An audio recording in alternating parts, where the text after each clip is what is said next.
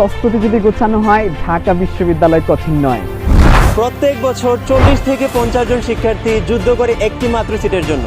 সুতরাং তোমাকে অবশ্যই গুছিয়ে প্রস্তুতি নিতে হবে ভাইয়া।